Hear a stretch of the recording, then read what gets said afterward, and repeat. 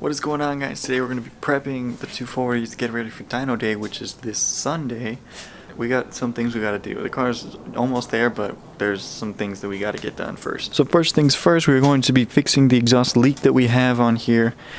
I ended up cutting and sort of angling it so this section isn't straight anymore. The welds look so bad, but ignore that. Because this is temporary, so I don't really care. I've been just using it to practice getting better at TIG welding. And as you can see, we have quite a long ways to go. Because I kept just burning the material back, so I would like get to it and then it would just start disappearing.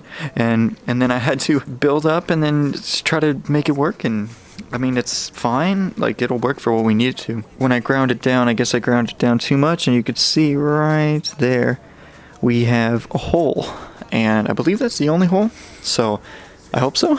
And then we need to see if we can get this on tighter, because I feel like there's still an exhaust leak here when it's on the turbo, and we do have a gasket for it here. So I think I'm just not getting the bolts tight enough, and we're having a little bit of an exhaust leak there.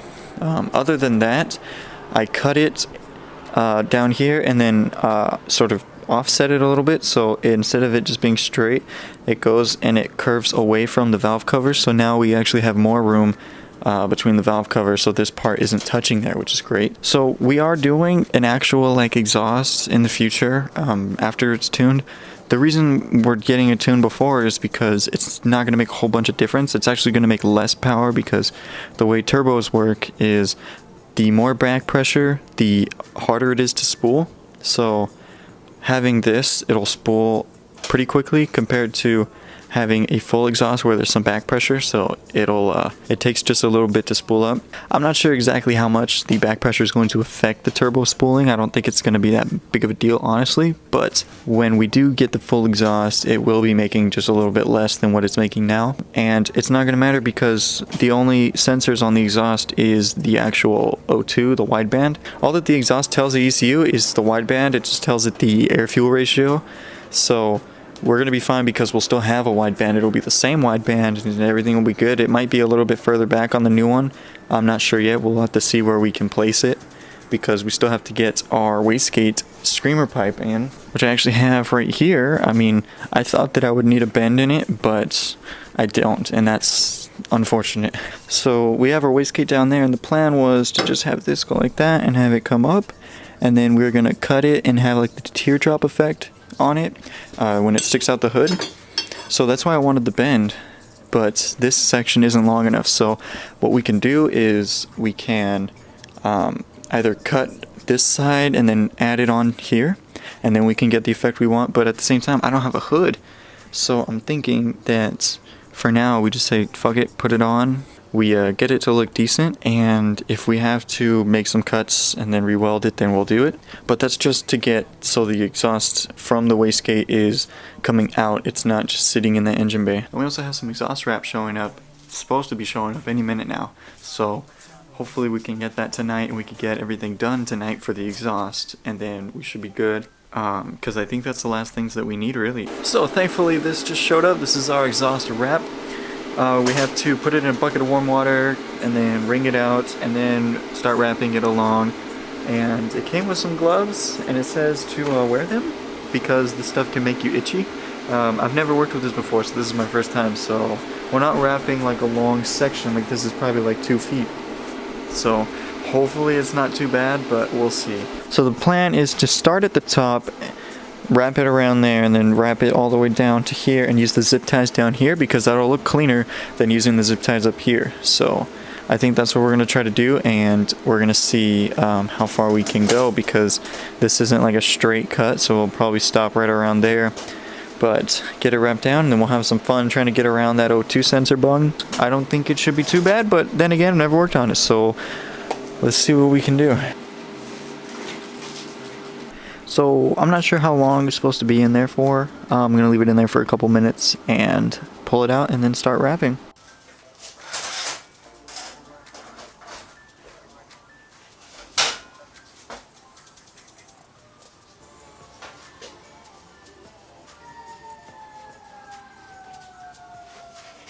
So wrapping this was such a pain in the ass. You want it to get it like as tight as you can wrapped around it, but because you're moving down, it likes to like come up a little bit and wrinkle. It is such a pain in the ass to get those out. Here around the O2 sensor, it looks even worse because I was trying to cover up as much as I could, and it did not go well. And then I just said fuck it, and that doesn't even look good. Just like everything's just a fucking mess. It's all bad, but I don't give a shit. It's a fucking piece of shit exhaust anyways. So we're just gonna throw it on, we're gonna send it, and then we're gonna start getting ready for the actual wastegate tube.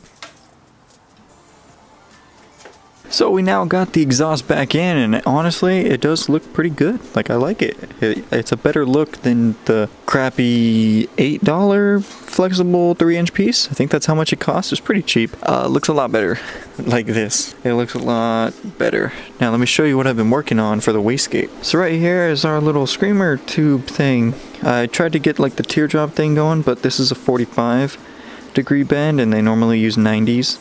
So it didn't come out quite the same. I'm gonna leave it how it is. I think it looks pretty good, but the idea is I want it sort of like that. Like, I want it to come up a little bit higher than the actual strut brace there. So I'm going to need to close the gap between the wastegate and this pipe. And we got plenty of clearance from the O2 sensor. Everything else is good. The only thing that gives us trouble is the strut brace, and I'm keeping that. So it's taken a little bit for me to get used to welding stainless because it warps a lot quicker than regular steel. And I've got some solar flux in there because I'm not back purging it, even though I do have 2 things of argon. I think that one's empty though, so I think I have to go get that filled.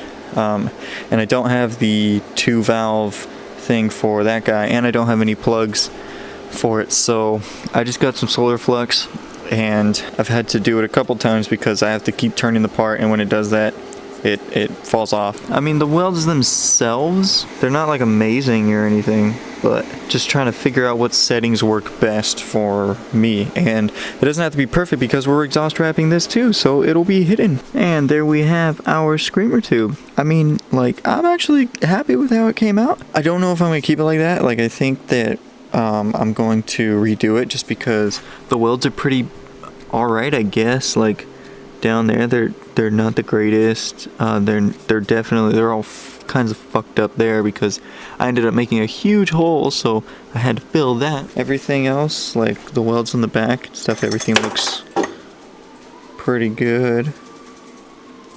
Like, I don't think I did that bad for my first time welding stainless, so I think it's alright. I think it'll be good for now. It'll be good for dyno day. In the future, we'll probably redo it once we do the actual exhaust, but I was going to wrap that tonight, but it is getting late, so I'm going to end up doing that tomorrow, so I'll probably do that off camera. We got our exhaust pretty much done. That's a cool sight.